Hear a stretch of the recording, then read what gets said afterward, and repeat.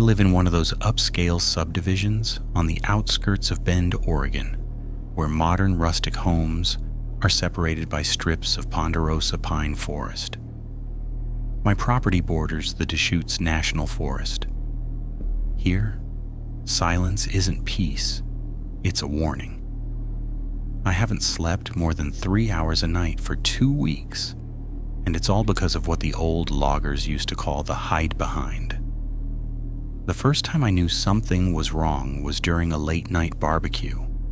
I was alone, flipping a steak, when the forest went dead silent. No crickets, no owls, nothing. I felt a gaze fixed on the back of my neck, a physical pressure. I turned quickly toward the tree line, expecting a deer or maybe a black bear. I saw nothing. But a young pine, no more than 12 inches in diameter, swayed unnaturally, as if something heavy had just darted behind it with lightning speed. I went inside, leaving the meat to burn. That night, the psychological terror began. The Hidebehind isn't a creature that jumps out at you in an alley. It's a visual parasite. It has the ability to collapse its anatomy, becoming so thin or contorted that it can hide behind a light pole, a mailbox, or even a door frame. If you try to look at it head-on, it shifts at the same speed as your eyeballs. It's always there, just behind your field of vision, in that blind spot where the brain fills in the gaps. Last Monday, the paranoia became physical. I was brushing my teeth in front of the bathroom mirror. Suddenly, I saw a tuft of coarse black hair peek around the edge of the door frame behind me. It wasn't human hair, it looked like matted horsehair. I spun around but only heard a hiss, a rustle of skin against wood. No one was in the hallway. However, when I looked back at the mirror, the linen closet door behind me was closing very, very slowly. What sets this thing apart from an animal is its cruelty. It started using mimicry. At 3 a.m. on Wednesday, I heard a baby crying under my window. I don't have children. My nearest neighbors live 200 yards away, and their kids are teenagers. The crying was perfect, but it ended in a dry, clicking throat sound, like a giant insect. Last night, I made the mistake of investigating with a tactical flashlight. The beam cut through the darkness of the yard, but it was useless. Every time I pointed at one tree, I heard branches snap behind the opposite one. The creature was playing with me, moving in a perfect orbit around my head, always staying at my back. Then the light hit the ground and I saw its shadow. It was an impossibly long shadow with limbs ending in hooks projected onto the grass. The shadow had no head, or perhaps the head was bent back in a way physics doesn't allow.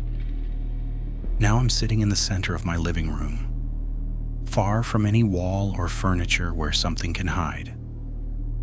I've placed mirrors at every possible angle, but that has only made things worse. In every reflection, I see a split-second flash of something pale, something retracting, something waiting for my eyes to tire and blink, because the Hidebehind only needs you to close your eyes for a second to stop being behind you and start being on top of you. In Grafton, West Virginia, the fog isn't water vapor.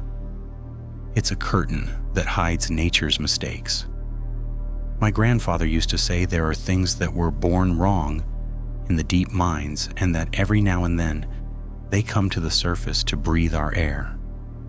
I didn't believe him until my car broke down on a back road that cuts through a neighborhood of prefabs and trailers. It was 1:30 a.m. The fog was so thick I could barely see the hood of my car. As I walked toward the nearest house for help, the air turned heavy and a sickening smell like rotting pork and ammonia hit my face. Then I heard a sound, a rhythmic thumping, as if someone were slamming a sandbag against the pavement. Thump, thump, thump. I saw it under a flickering streetlight.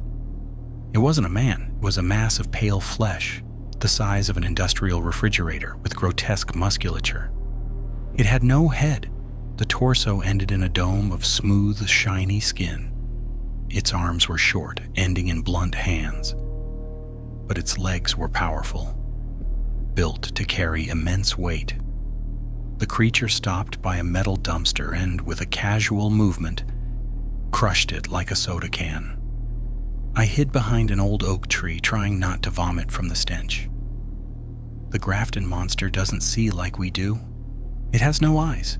It moves by vibration and heat. I watched it tilt its entire body in my direction. It emitted a high-pitched whistle, a sound of high-pressure steam that made my ears bleed. It started walking toward me. It doesn't run, but each step covers 6 feet. I took refuge on the porch of an abandoned house and climbed onto the roof. From above, I watched the beast circle the structure. Its hands felt the walls, leaving deep gouges in the wood. The most terrifying part was when it began to make a guttural sound, a kind of purr that made the boards vibrate under my feet. It was feeling my heat through the roof.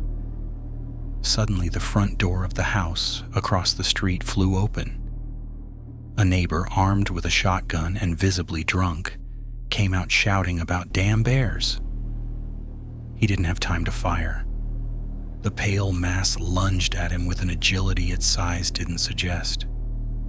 There were no screams of struggle, only the sound of bones snapping like dry twigs in a bonfire. The creature didn't eat him. It simply tore him apart and kept walking into the fog, leaving a trail of black blood and that ozone smell that still clings to my clothes. I've called the police 3 times, but in Grafton, when you mention the white thing, they hang up. I now live with my windows boarded up with steel sheets. I know it's still out there because every night my motion detector goes off, and although the cameras show nothing through the fog, I hear the thump, thump, thump of something massive reclaiming the street as its own.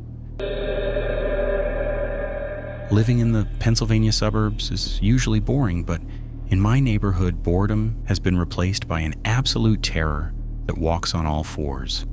They call it the crawler, and it's what's left of a human being when you strip away the morality, the healthy skin, and stretch the bones to the breaking point. My first encounter happened a month ago. I was in my kitchen at 2 a.m, getting a glass of water. My window overlooks the back alley. I saw something move out of the corner of my eye. I thought it was a large dog, but the way it moved was hydraulic. It was a human figure, but its limbs were ridiculously long. Its elbows and knees pointed upward as it moved in an inverted spider crawl. Its skin was the color of old wax, so thin I could see black veins and the movement of its lungs. It had no hair, and its eyes were 2 enormous black spheres that took up half its face. It stopped under a light pole and looked at me. There was no fear in its eyes, only predatory curiosity. It opened its mouth, and its jaw dropped to its chest, revealing rows of needle-fine teeth and a tongue that looked like a leather whip. That night, I heard it on the roof. The sound wasn't footsteps, but suction.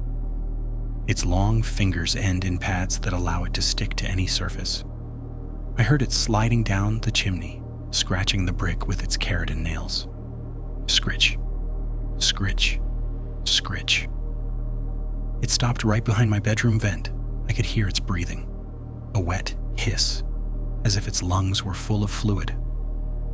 "Hello?" a voice whispered. I froze. It wasn't a human voice, it was a perfect imitation of my next-door neighbor, Mr. Henderson. "Hello, son, are you awake?" The voice came from the vent. I knew it wasn't Henderson. Henderson died 3 years ago. The crawler collects sounds. It collects the voices of the people it has watched die most chilling thing about these creatures is that they are patient. They don't break into your house. They prefer to wear you down psychologically. They spend weeks watching you from trees, roofs, and sewers. They learn your routines. They learn which noises scare you the most. Last night, it reached its limit. I was in the shower when I saw a long hand with fingers that had 5 joints each slide over the top of the curtain. The hand was milky white and smelled like wet earth in a hospital. I screamed and bolted, but no one was there. I only found a handprint on the fogged-up mirror. The print was twice as large as mine, and the residue was oily and hard to wipe away.